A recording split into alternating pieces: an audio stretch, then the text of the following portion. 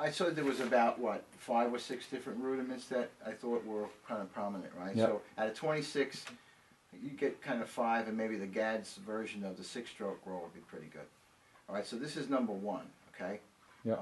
The long roll, and it's left, left, right, right, and Okay. you got the accent on one of those things. So it's like this.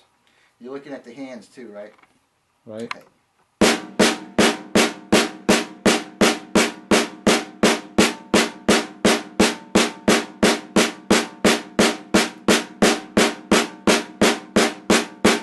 It's common for people to want to play on the edge of the drum because they think they get more sound. You know, it's easy to make a roll, but here you get full sound of what you're doing.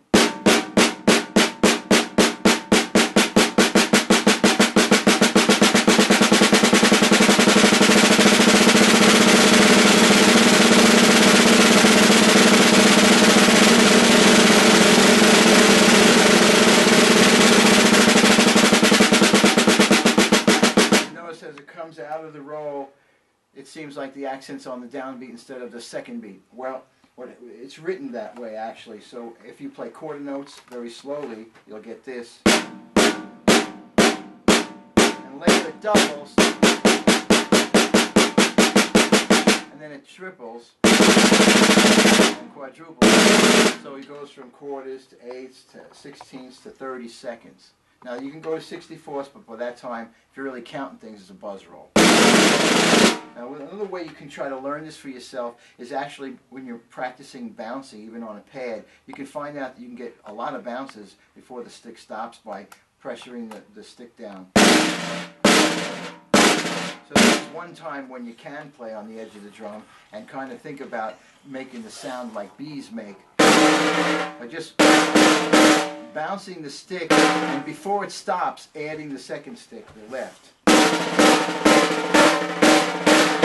As you speed that up and keep the bounce moving, what happens is you get what they call buzz roll, which means you're just buzzing the stick down, not following anything that's like really part of the academic part of the drum rudiments. So what you're doing is this.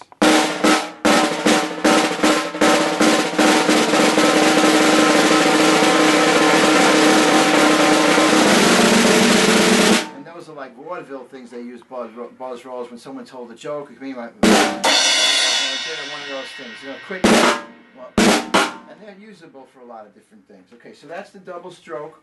Okay, actually, and a little variation on what you can do with the double. And this goes from 1 to 2. The 2 on here, the second thing on here is a 5-stroke. But I'd like to go back to the other page here and go to what the single stroke is, and they call it the single stroke roll. It's number 14 on your hymnal here.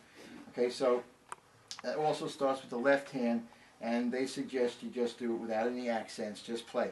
And this is actually primal. This is the most important part about learning how to hold a stick and play and get a sound out of the drum, because from this, the double stroke comes from that.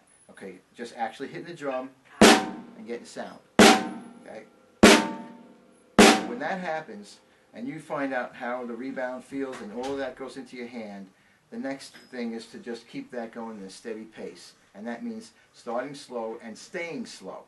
You don't, you know, when you play a beat, you don't get faster. So when you pick a tempo, you stay at it.